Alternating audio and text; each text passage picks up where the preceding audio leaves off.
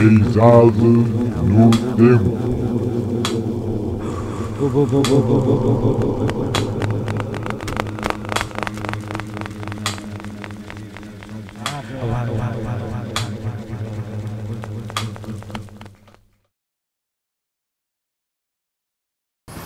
Ora, boa tarde, Sr. Figueirinhas. O Sr. acaba de completar recentemente a bonita idade de 90 anos. Isto faz imaginar naturalmente uma história de vida muito rica e variada. Verdadeiramente, Sr., como é que começa esta história? Olha, começa a história propriamente quando me comecei a conhecer, praticamente quando entrei na escola primária. Antes, eu também antes da idade, eu já frequentava a escola porque a minha mãe era professora. E, claro, eu procurava certamente a companhia dela porque sentia mais proteção nessa altura. E como era filha de professora, eu ia-me sentando lá nas cadeiras, andando por lá a brincar, a fazer qualquer coisa. Ora bem, eu fui sempre um rapaz irrequieto, cheio de vontade de viver, digamos assim, de experimentar. Mexia em tudo. O meu pai tinha uma moto, eu comecei a andar, a mexer-lhe também. É claro que apanhei as minhas entaladelas, foi assim que eu fui aprendendo enfim, fiz a instrução primária aqui na vila, não como professor à minha mãe, mas como o professor Valente, o saudoso professor Valente, que também foi professor em São Pedro do Sul. Era uma pessoa, bom, era uma pessoa rígida, era uma pessoa que gostava de que os alunos aprendessem, mas também era um bocadinho violento, chamamos-lhe assim. Não tanto comigo, porque era filho da professora que morava ao lado, mas, enfim, com os colegas, eu levei algumas também, não há problemas, não fugia a essa série. Depois que fiz a instrução primária, uns anos antes, 2, 3 ou 4 anos antes, fundou-se aqui um colégio, o chamado Colégio Lafonense, e eu, automaticamente, porque tive bom aproveitamento na instrução primária, a minha mãe e o meu pai também fizeram com que eu continuasse os estudos. Fui para o colégio e no colégio também tive bons professores, muito bons professores, saudosos mesmo, que deixam uma certa mágoa terem desaparecido. Mas enfim, no colégio nunca fui assim um aluno também exemplar. Fui um aluno médio, ia vivendo. Levei algumas bordoadas também, chamamos-lhe assim, sobretudo de um professor Lobo. Um professor Lobo. Ele não sei as habilitações dele, mas apareceu aqui como não era bem icónomo, era o chamado pessoa que observa todos os alunos, que vigia todos os alunos, que vigia o que se passa. O prefeito, não é mais. Era o chamado prefeito. Mas era muito sabedor, Tenho de reconhecer que ele era um homem que abarcava várias disciplinas, chamamos assim, até matemática, o português, ele ensinava francês, ele ensinava geografia, ensinava tudo. E não era professor. Não sei se ele teria sido professor primário. Apareceu aqui, um solteirão, ele devia ter sangue indiano, porque tinha uma cor bastante escura, com o nariz afilado e tal, tipo indiano. Mas foi um excelente homem. Deu-me muitos conhecimentos e foi de facto uma pessoa que até certo ponto foi sempre reta. Teve por ao meio alguns... Qual era o forte do seu doutor? Qual era o forte do seu doutor nas disciplinas? O meu forte, eu não tinha forte nessa altura. Eu nunca tive assim um forte... Eu gostei sobretudo de geografia e ciências, de maneira geral, toda a ciência, a biologia, a zoologia, tudo me interessava. A matemática nem tanto, mas fui seguindo. Eu até fui, posso dizer que já depois, muito mais tarde, no 7º ano, até fui um aluno bom em matemática. Mas bom para um liceu, digamos assim, um aluno bom nesta medida que era médio, a partir dos 13, dos valores 13, 14 já era bom. E eu andei por aí, entre os 13 e os 15 andei por ali. Foi sempre a minha bitola, em todo o ensino que frequentei. Bom, eu fiz aqui os primeiro e segundo ano, e depois o colégio acabou. E como acabou, eu fiz nessa altura o segundo ano do liceu, e assim, bem, os meus pais, como o professor Lobo foi para a Águeda como prefeito também, fomos atrás dele. Era a pessoa que nos poderia indicar e que nos poderia conduzir de alguma maneira. E então em Águeda estive 2 anos interno no colégio. Era um colégio que não tinha grandes condições. O internato era muito pequeno. Tinha 2 raparigas internadas e de rapazes éramos uns 4 ou 5. Eu e o meu irmão, mais 2, 3, era o Filipe e o Filipe e o irmão, e 2 rapazes do lado de cima de 7. Depois, no primeiro ano, no segundo ano, levámos daqui mais alguns alunos. Não sei se tem interesse de dizer quem era, mas eram rapazes. Foi um Firmino Neves que casou com uma filha do Álvaro Silva, e o irmão, o Manuel, que faleceu já, que foi um bom jogador de futebol no Recreio de Águeda depois também, porque ele foi para lá. E aí fiz o 3º e 4º ano. Fiz o 3º ano, eu era um aluno médio, e como externo fui para fazer exames em Aveiro. Aconteceu que lá o diretor do colégio, no colégio, chamava-se o colégio de Águeda. Ora, como é que ele tinha o nome de um santo? Bom, eu daqui a bocado recordo. E então eles não me consideravam um aluno que era capaz de passar, e estavam assim um bocado, nem sequer sabiam se eu vivia dia para exame ou não. E eu insisti que havia exame. Não. O que é certo é que eu passei no 3º ano a todas as disciplinas, e logo à primeira, digamos assim, de maneira que eles ficaram todos contentes.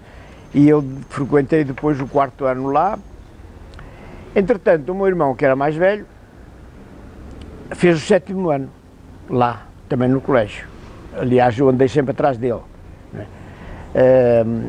E como o meu irmão precisava de ir para a faculdade, que eu queria seguir estudos militares, preparatórios militares, para a Faculdade de Ciências, eu também fui para Coimbra, consegui ir para Coimbra.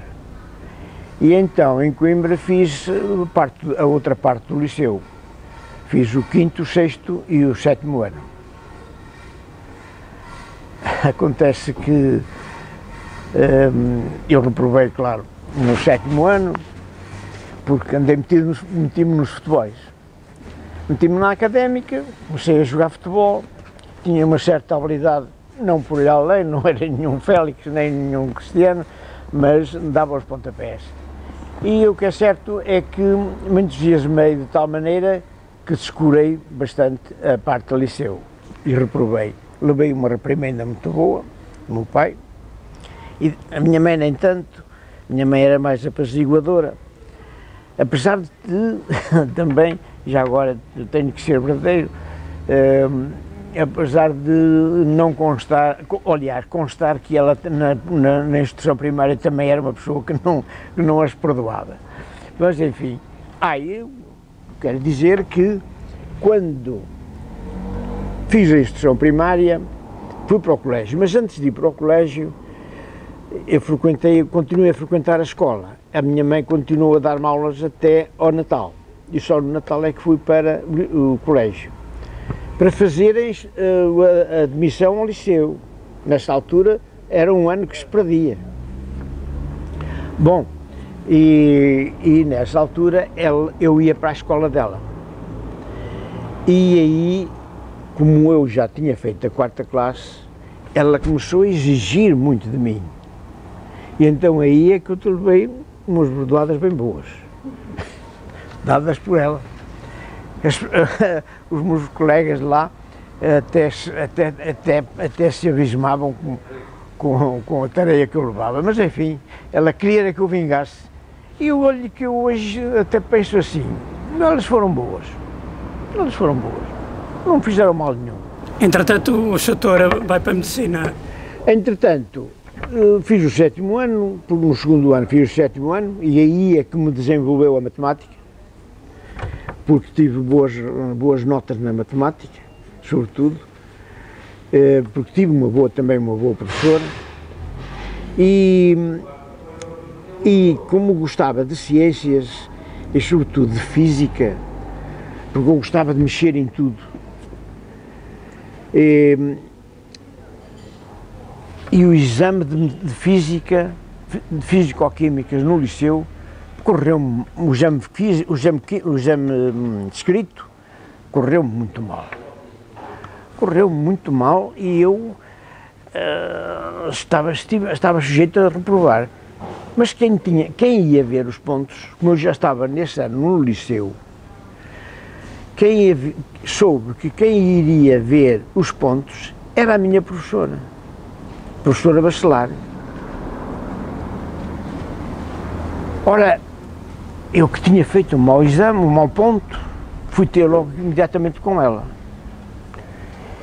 E ela, quando me viu, disse: eu já sei, eu já vi o seu ponto, você não pode ir ao oral, não vai ao oral. Olha, estive uma tarde, não foi bem uma tarde, mas estive muito tempo, talvez mais de uma hora com ela, a insistir e a fazer, que ela sabia que eu estudei, que para aqui e para lá, não.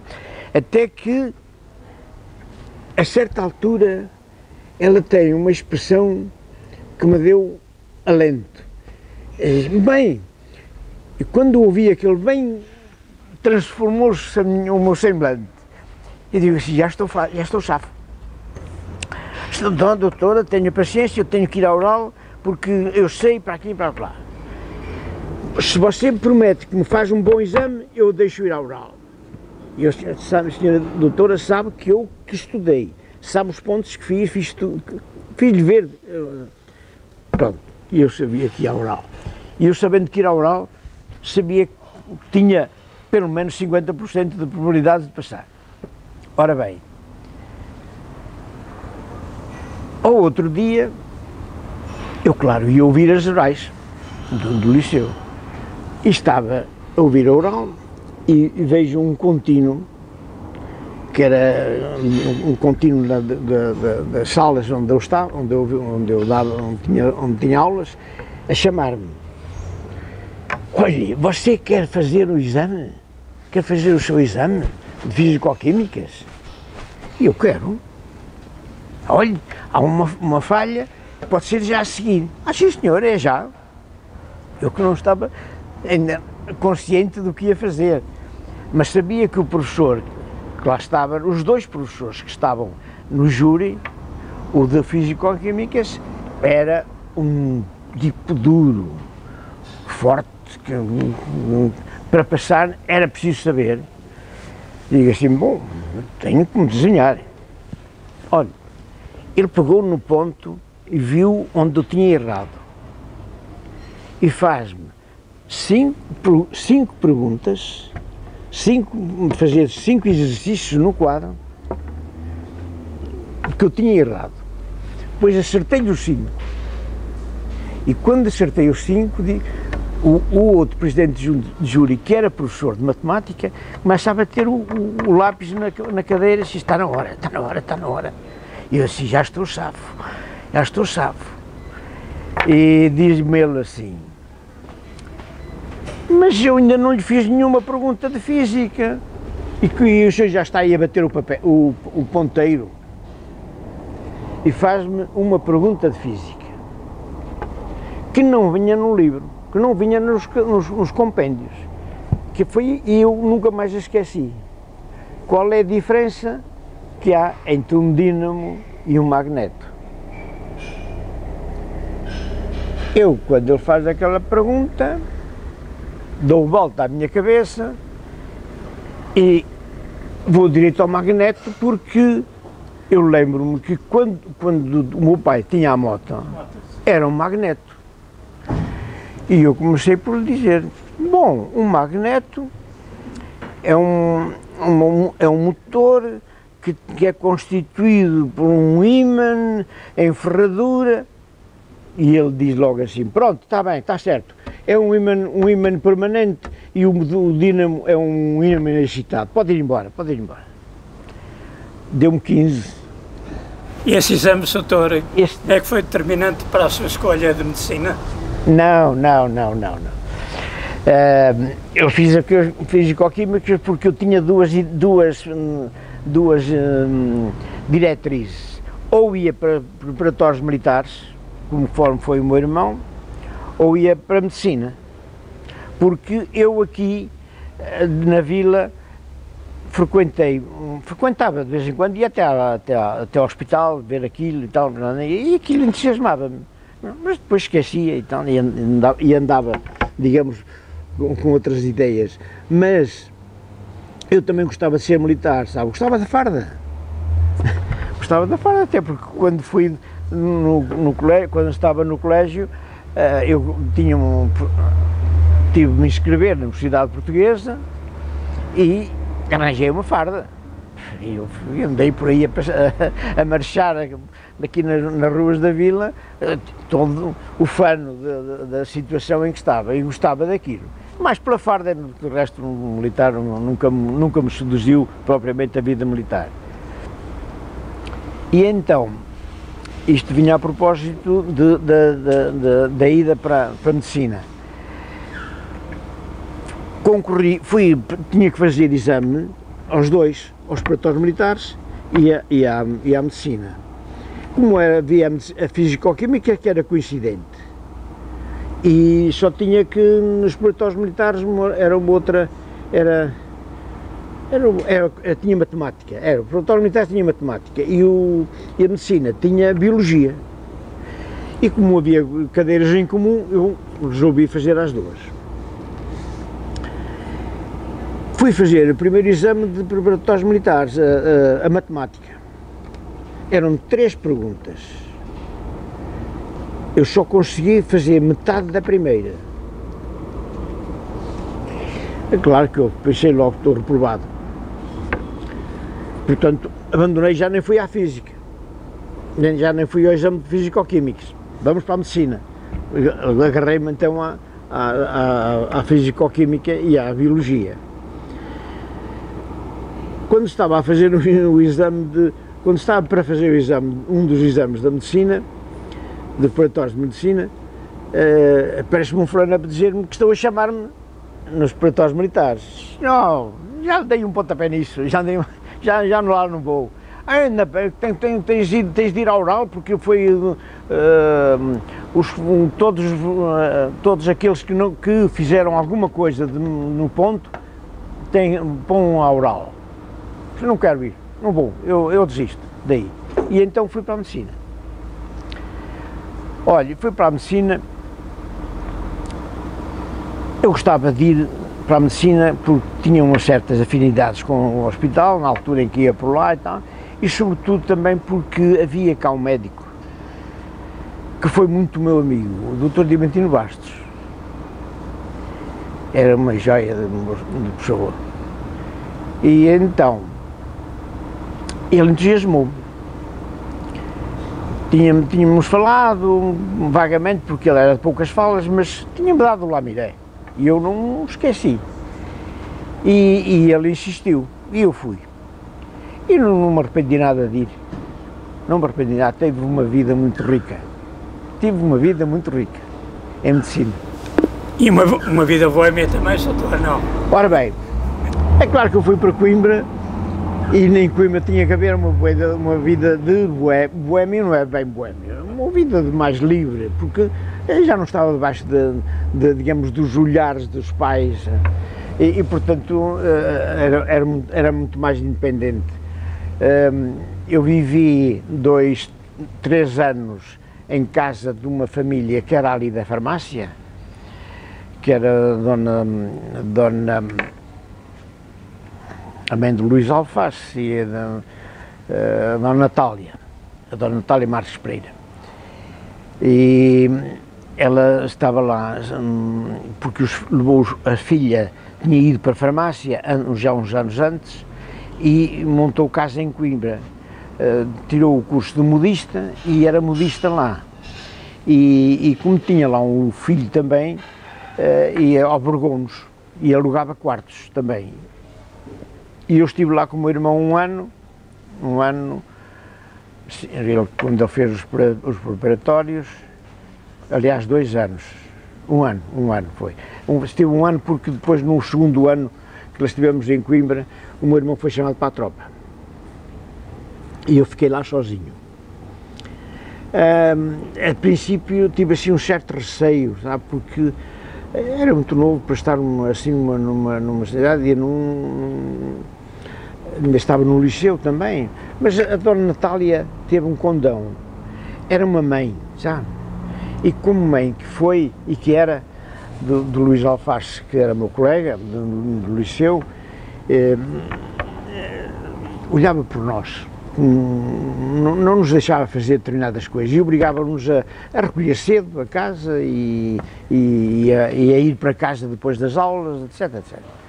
É certo que eu tinha mais liberdade na medida em que não era filho e portanto comecei a ir para o futebol e tal, chegava mais tarde, mas depois que entrei na faculdade, então eu saí de lá de casa. Saí de lá de casa e fiquei estava nessa altura a fazer-se a cidade universitária de Coimbra. Aquela alta estava toda deitada abaixo praticamente, não é? Tudo que era de casas de viver, porque os monumentos continuavam lá. Mas fizeram muitos outros novos, que lá estão agora, e muitas das casas, aquilo eram casas pequenitas e coisa de tudo muito dividido.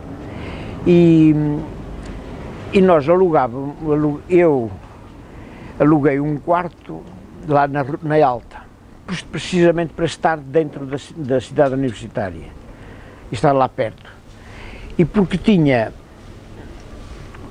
estava também lá um rapaz aqui do doutor Abel, que era aqui de Pinheiro de Lafões, lá de cima de Paredes de Grave, que já estava lá no primeiro ano também de medicina. Esse já tinha feito os preparatórios, já tinha feito o primeiro ano, portanto foi para lá para o segundo ano. E eu era caloiro.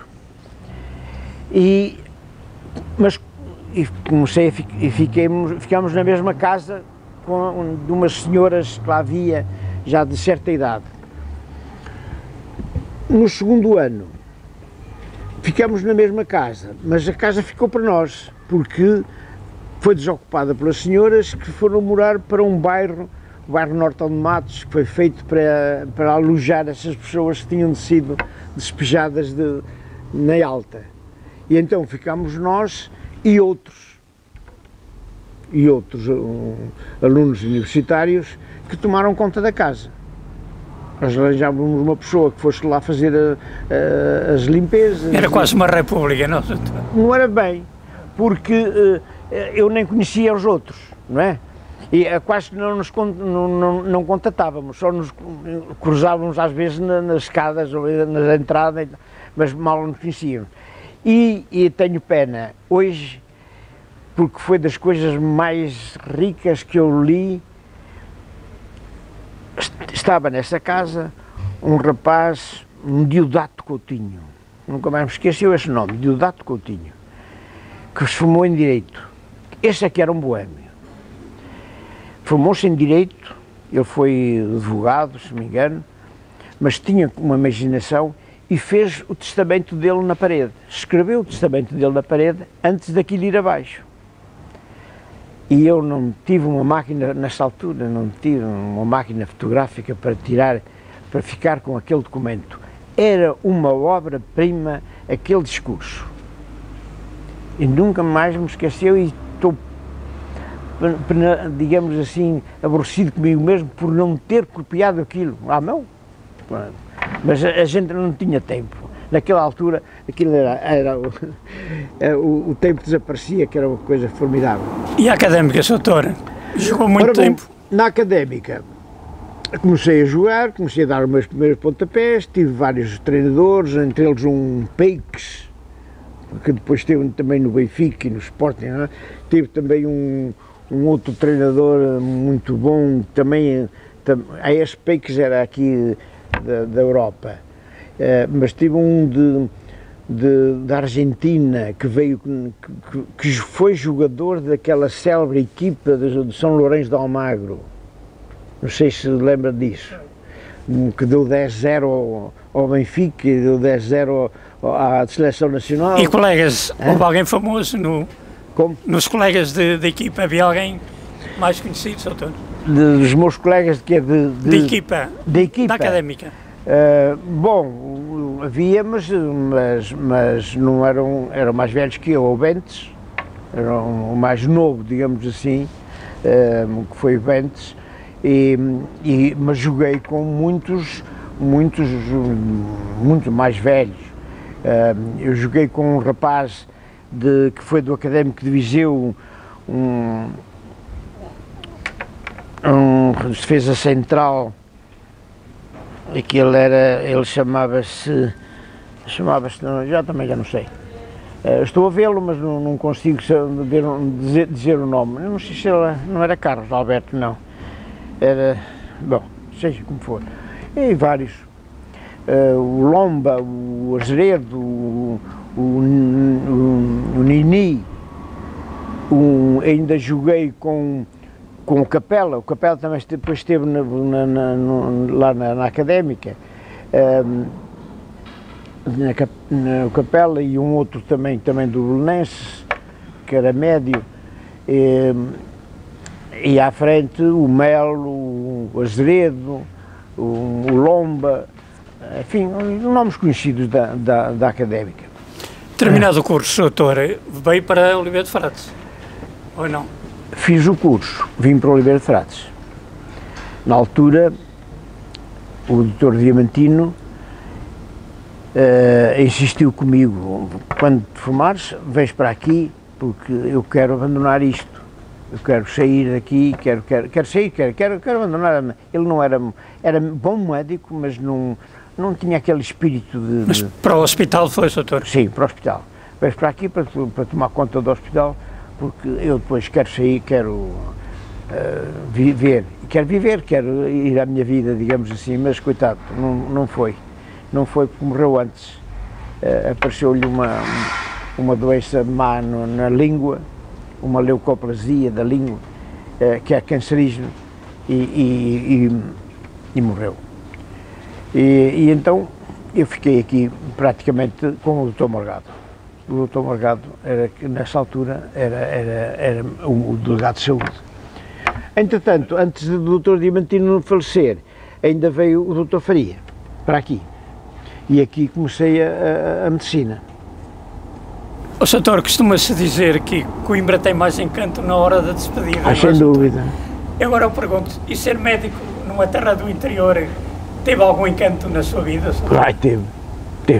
Era o que eu lhe estava a dizer há bocadito, foi muito rico, sabe? Foi muito rico no contacto com as pessoas. Hoje é muito gratificante. Praticamente abandonei a medicina, digamos assim, não é? Eu ainda hoje frequento o lar de terceira idade, Eu nunca deixei de ser médico da Misericórdia. Fui sempre médico da Misericórdia desde 1958, que sou médico da Misericórdia. E nunca tive vencimento. Ô Soutor, naquela altura, como era a sociedade de Oliveira de Frades? A sociedade. Sociedade, como era isto? Olhe, a sociedade de Oliveira de Frades não tinha cá ninguém, assim, digamos assim, que sobressaísse excepcionalmente. Havia algumas pessoas, eu digo, tenho que falar no meu sogro, porque o meu sogro foi presidente da Câmara durante 18 anos. O meu sogro foi o Dr. Arménio Maia, como sabe, não é? Era uma pessoa com uma certa desenvoltura, com uma certa capacidade intelectual, com um culto, digamos assim, e que fez muito por Oliveira de Frades. Mas não era uma pessoa de rasgos.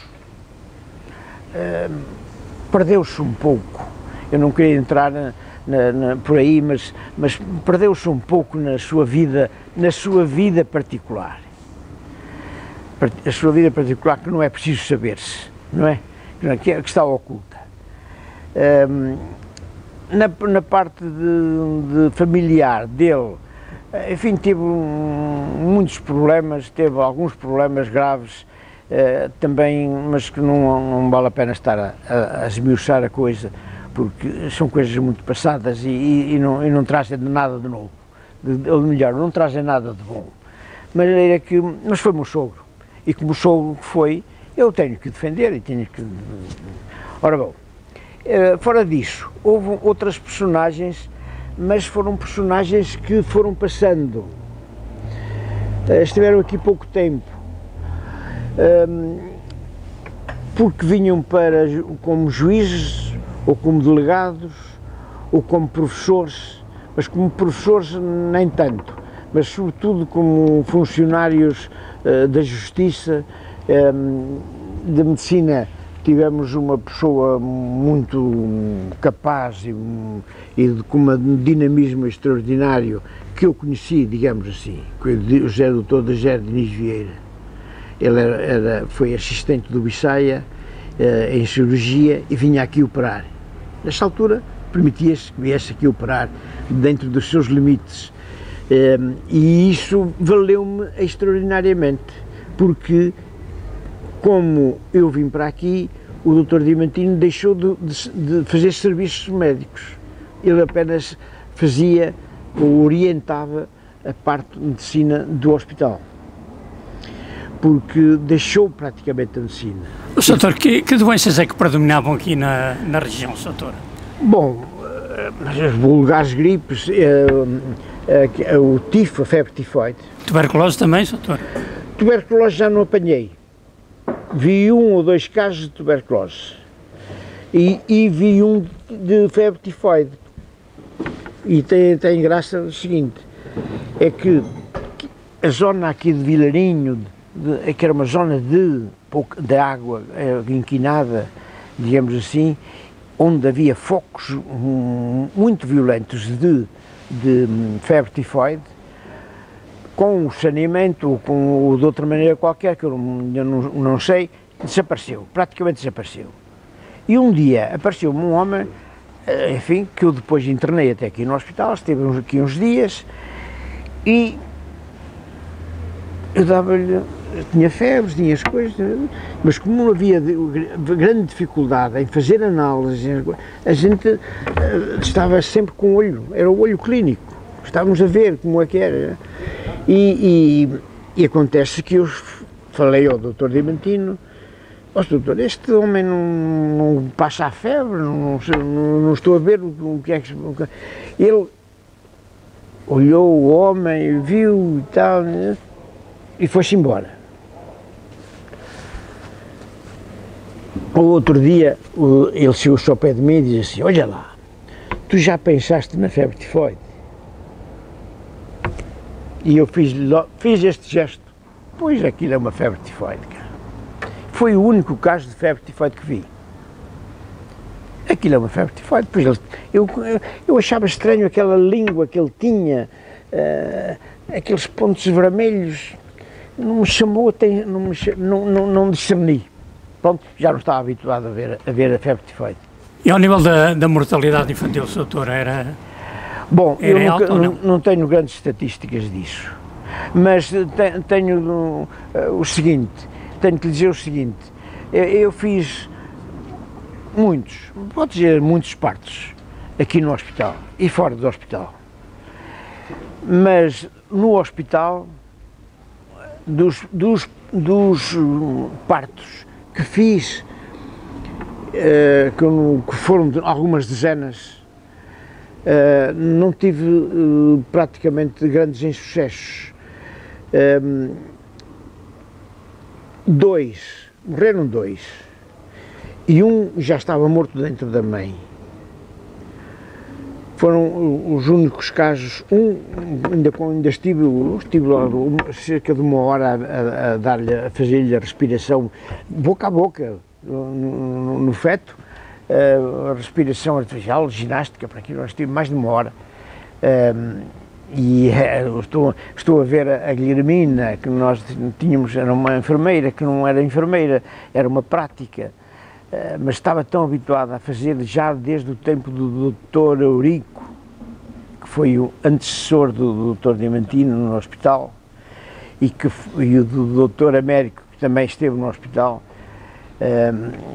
e ela começou lá de criança praticamente, porque tinha uma tia, e a tia que a levou para lá, e ela vinha com umas compressas, limpar-me a cara de suor, de cansado de que eu estava de dar fogo àquele miúdo, mas ele não viveu, morreu.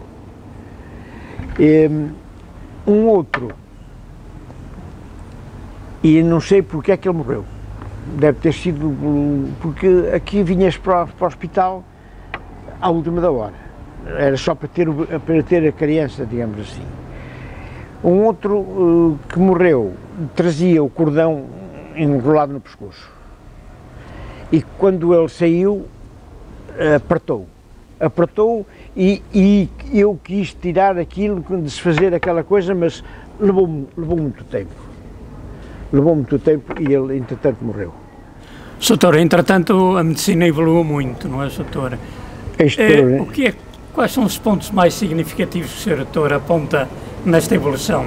E concretamente aqui também, Oliveira. Olha, o podermos ter as análises no mesmo dia.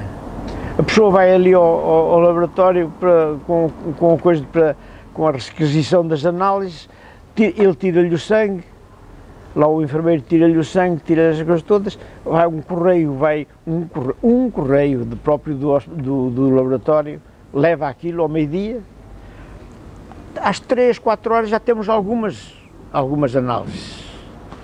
Já tínhamos algumas análises, já tinha eu, de algumas análises que me davam logo por telefone, se eu lhe dissesse, olha, isto com urgência. E eles faziam isso e davam-me a coisa na hora, digamos assim. Isto dá mais segurança. Portanto, isso é uma evolução extraordinária. E uma maior segurança no diagnóstico. Sem dúvida. Confirmavam-nos o que é que a gente quer. Hoje em dia, um diagnóstico faz-se por laboratórios e pela radiologia e pela ecografias, etc. Nós suspeitamos apenas, isto deve ser isto, mas fazemos a requisição das análises, todas possíveis e imaginárias, digamos assim, não é bem assim, mas é quase, porque é sempre uma dúzia delas ou mais, que nos dão logo o diagnóstico. Mas hoje não se ouve tanto o doente, bem não, doutor? Como? Não se ouve tanto o doente. Há menos humanismo, pois doutor, a questão é essa. A questão é essa. É que nós, quando eu vim para aqui, ainda tínhamos que falar com o doente. Tínhamos que saber tudo o que se passava com o doente. Tínhamos que observá-lo, tínhamos que apalpá-lo, tínhamos que, muitas vezes, esperar que ele fizesse ali a urinar para ver como é que ele urinava e o que é que urinava e como é da cor, etc. Tínhamos que fazer isso tudo. Hoje não é preciso isso. A coisa faz-se na hora. Em vez de estar a observar a urina vai 2 horas ou 3 horas depois está cá o resultado. Não é preciso a gente estar a ter no consultório um recipiente que depois temos que mandar lavar, que mandar isto, não pode ser. Tudo isso acabou. Mas não há... Hoje é tudo a correr. Pois, mas há um contacto menos... Há muito menos, muito menos. E hoje o contacto que eu tenho mais com os doentes é nas cartas de condução, é nos atestados médicos para a caça, para isto e para aquilo, e é o grande contacto que tenho com os doentes. Mas este contacto é muito importante, não é, doutor? O contacto é nem mais. Pois é que a questão é a observação. Há questões psicológicas às vezes só, não? Pois, a observação. E depois é que a gente, muitas das pessoas não viam no que nós estávamos a falar interesse médico, sabe?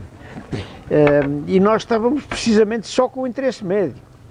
Era saber como é que eles reagiam, como é que ele fazia, o que é que por onde andava, o que é que comia, o que é que bebia, digamos assim, como é que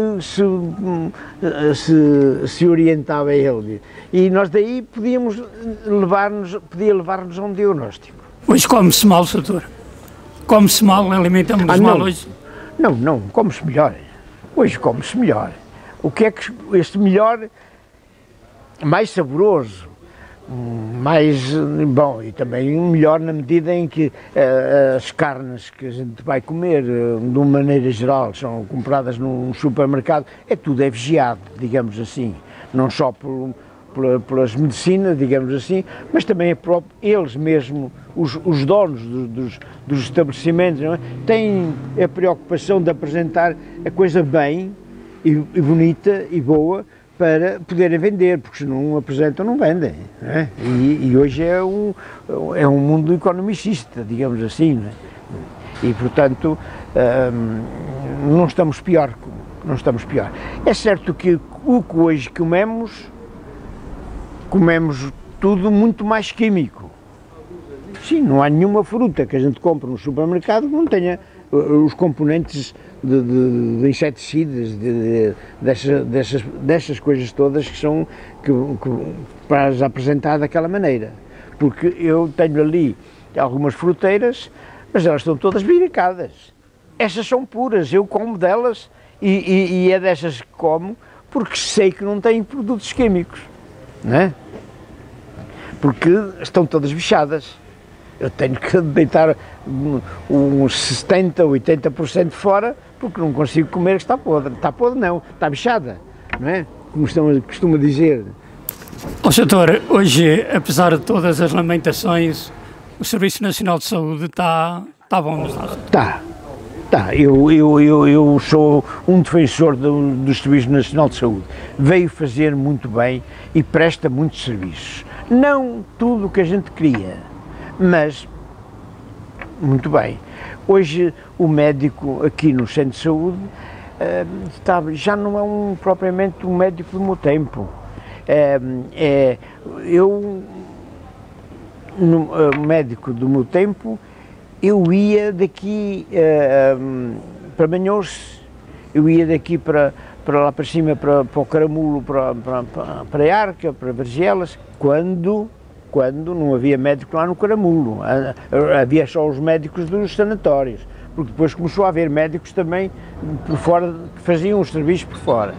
Mas ainda fui algumas vezes a Paranho de Arca e a Vargelas, que eram do Conselho. Ainda lá fui a fazer consultas. Eu tive um consultório em São João da Serra. E a cavalo ainda, doutor? Não. Eu já sou do tempo do automóvel. O cavalo acabou quando eu vim para cá, já nem existia, já não tinha. Mas o Dom Morgado teve um cavalo, eu sei que ele teve um cavalo, e o Dr. Rico também, um cavalo que eu daqui para Manhãos, até porque a estrada não continuava, chegava ali ao Casal de Segéis e parava, não havia estrada, tinha aqui por os caminhos, digamos assim. Ora bem, já não sou desse tempo, mas sou do tempo ainda que tive de trazer algumas mulheres em mantas para chegar ao carro. Para chegarem ao carro, porque eu fui chamado para um parto mas eu tenho que fazer um fórceps, eu tenho que meter os ferros para tirar a criança. E isso aconteceu-me algumas vezes. Eu não posso, quer dizer, não quero fazer isto. Fiz 2 vezes na casa das pessoas, mas a coisa era de tal maneira anti-medicina que eu achei que não devia fazer mais. E então, se via a coisa, temos que levar a pessoa, temos que levar a parturiente e para um sítio, para o hospital. E no hospital a gente tem outros meios, mas mesmo assim, às vezes, como aconteceu, tiveram 2 insucessos. Tive um terceiro insucesso, de um casal amigo, que me apareceu também na última instância. E era um feto, era um feto que tinha um hidrocefálico, tinha uma hidrocefalia, tinha uma cabeça muito grande. O que a gente apalpava cá por fora era a cabeça, digamos assim. E ele entrou em estado de parto, a mulher entrou em estado de parto e deitou cá o feto fora, mas ficou preso pela cabeça, porque a cabeça não sai, é muito grande. Ora bem, também se deu aí o único caso que me aconteceu desse género. É a maneira de eu tirar, temos de degolar a criança, sabe? A criança, eu tive que esperar que ela morresse, porque ela não pode sair, que eu tenho de degolar, senão não sai. E tenho de degolar porquê? Porque tenho que lhe meter uns ferros que lhe vão furar a cabeça para sair aquele líquido todo. E depois, que torna-se muito mais pequeno, encarquilha-se, e depois com uma tenaz também própria do que furou, e que está acoplada ao que furou, a gente puxa e sai com facilidade. De maneira que não tinha outra solução, ele tinha que morrer. Estes casos, doutor, tem algumas consequências na vida futura? Tem uma consequência enorme, várias. Olha, primeiro é traumatizante para a mãe, que me vê morrer o filho ao nascer, que não sabe porque é que ele nasce, porque é que ele morre, e que muitas vezes julga que é por incúria do médico, sabe? E quando não é verdade, porque eu estive à espera que ele morresse, e ela sentiu isso, viu que... E para o médico é desesperante, porque a gente vê a nossa impotência e isso causa-nos um transtorno muito grande. Sabe? Andamos durante muito tempo perdidos. Às vezes isso causa perturbações. Uma pessoa que tenha qualquer outra deficiência pode variar e pode tornar-se um inválido, sabe? Doutor, para além da profissão, o doutor costuma ocupar-se em alguma outra atividade lúdica ou não lúdica? Olha, tenho de facto muitas coisas mesmo. Bom, eu não queria começar por dizer o que é as coisas a que pertenci, mas caço. Vou, que ainda no ano passado fui à caça. Este ano sou capaz de lá não ir porque os meus joelhos já não deixam. Também há pouca caça, não, doutor? E também há pouca caça. E para andar atrás delas já não dão. Já não dão. Maneira que os meus entretens aqui é ir ao futebol, digamos assim. E a pesca, doutor, pesca? Também ia à pesca, mas agora tenho medo de entrar na pesca, sabe porquê? O único sítio onde há peixe é na barragem.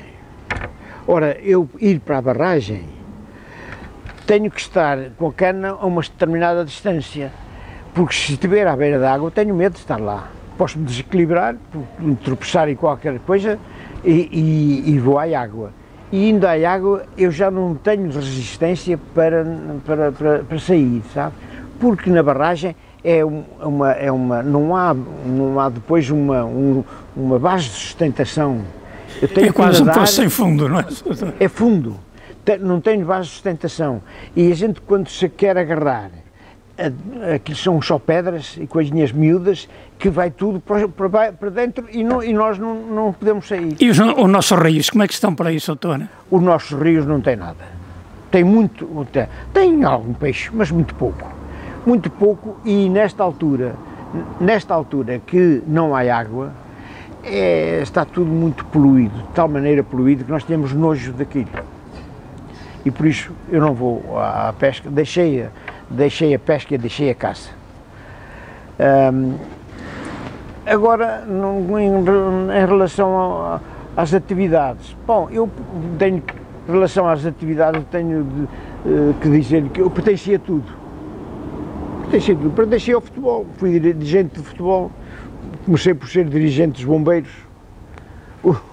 O doutor Diamantino era o bombo da festa, passei a ser eu. Íamos para a conferência de São Vicente de Paulo e o doutor Diamantino era o presidente, disse, ficas aqui agora como presidente. E eu fiquei como presidente. Fui para os bombeiros, ele era o presidente, e disse, agora ficas tu.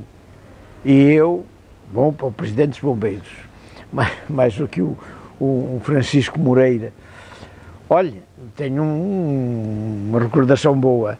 Fui eu e o Francisco Moreira e mais 2 ou 3, que eu agora já nem sei quem são, que arranjamos a primeira carrinha, como é que se chama, ambulância. Fizemos a primeira ambulância. Aliás, houve uma ambulância, mas que não era ambulância, era um carro dos bombeiros, carro de transporte dos bombeiros para os fogos e para fora. Mas a ambulância propriamente que levasse doentes ao hospital, fui eu e o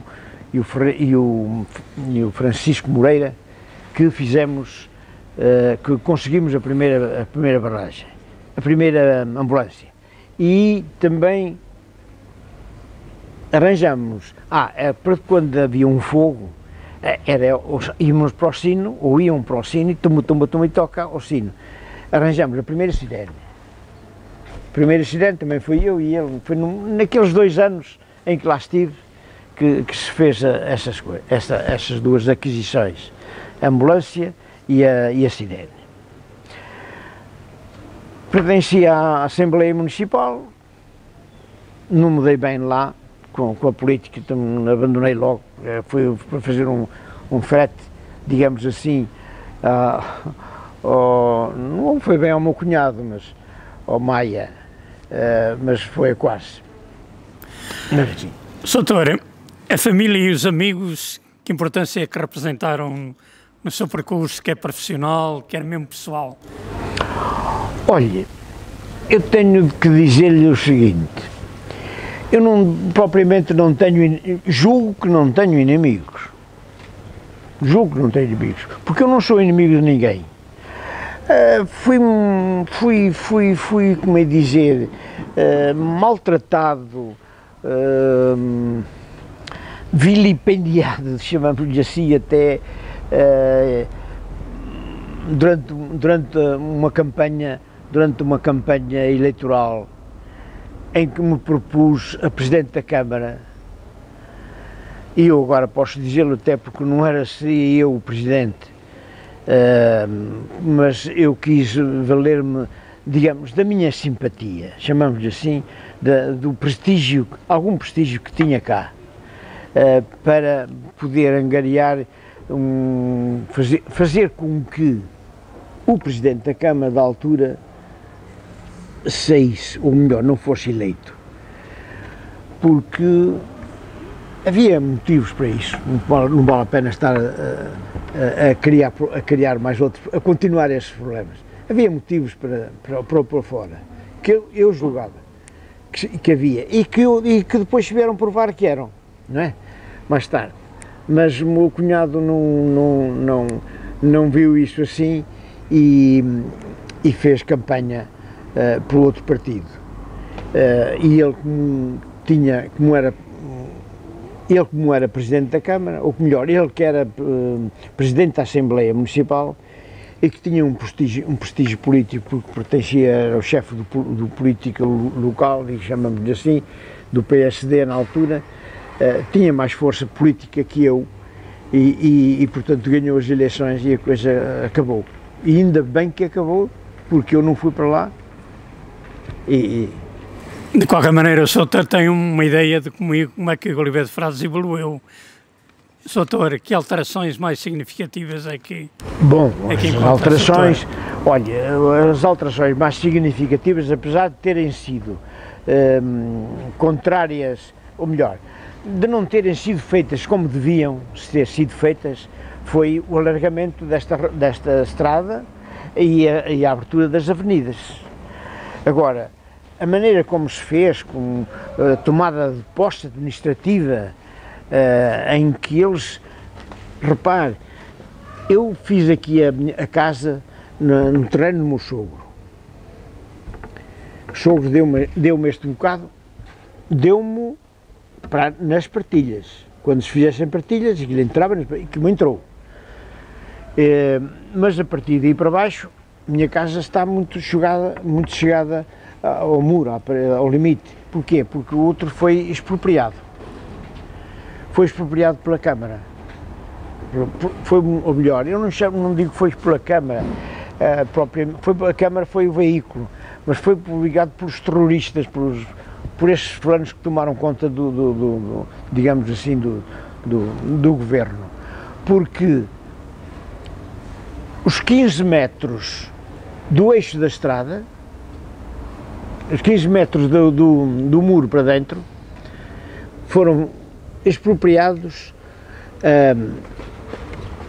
a 95 escudos o metro quadrado, dentro aqui da vila, a 95 escudos o metro quadrado, e os restantes para dentro a 75. Isto em 1975.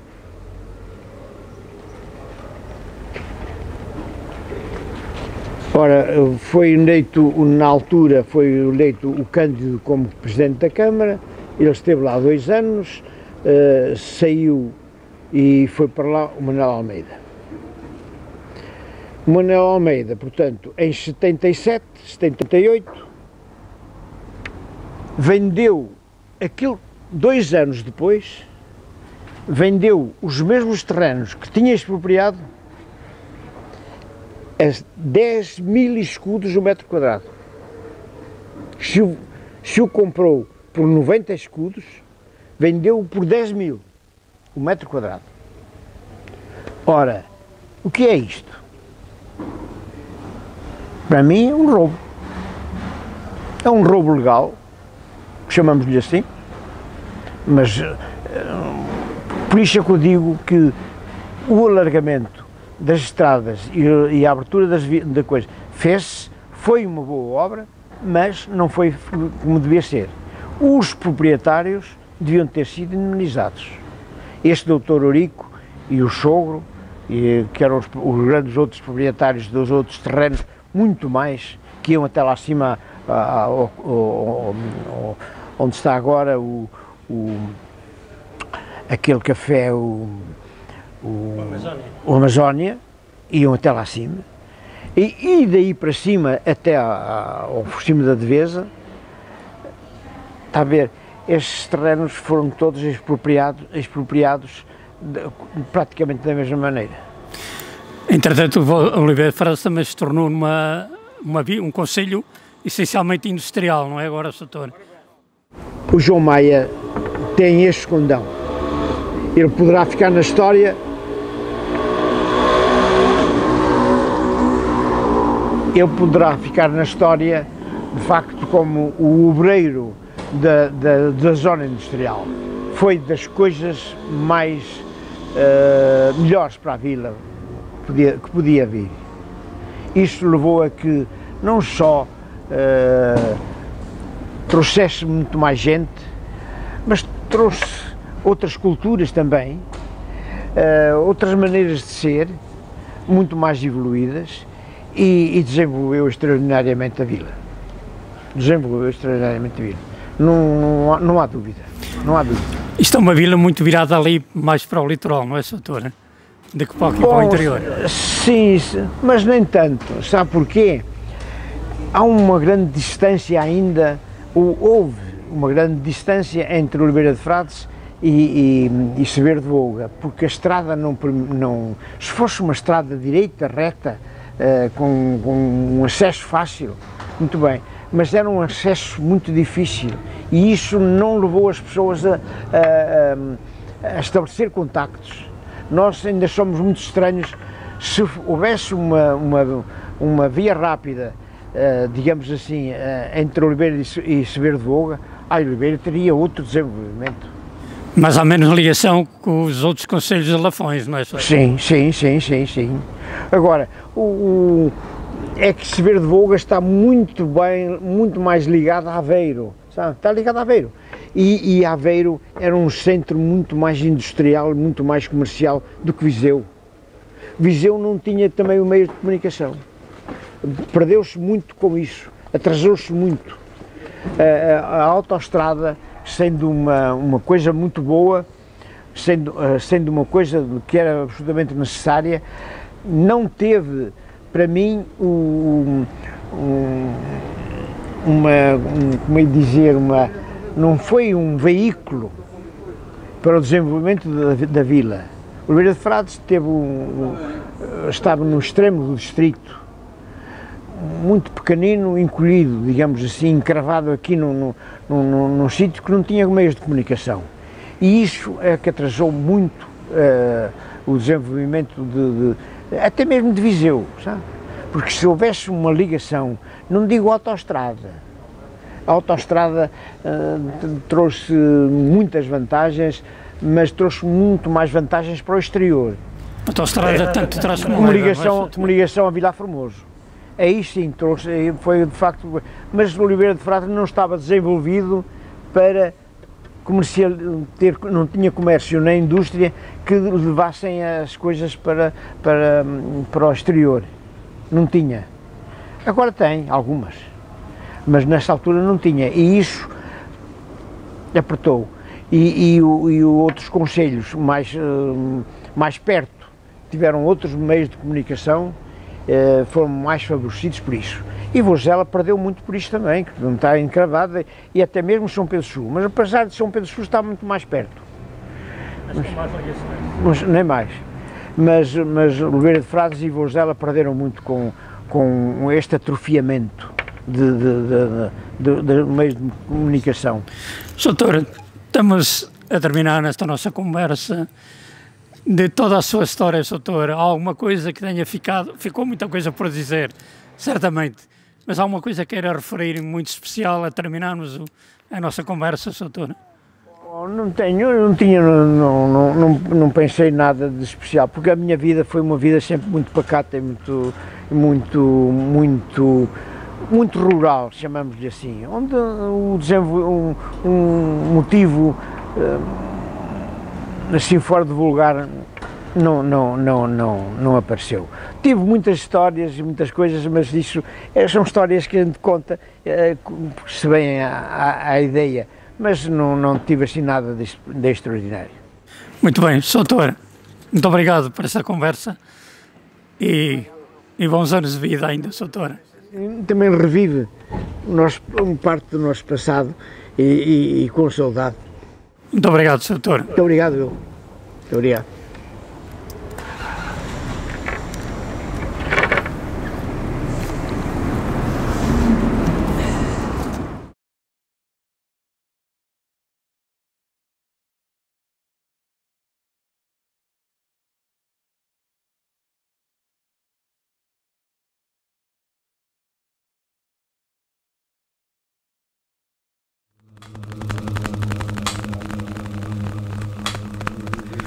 Paisagem no tempo.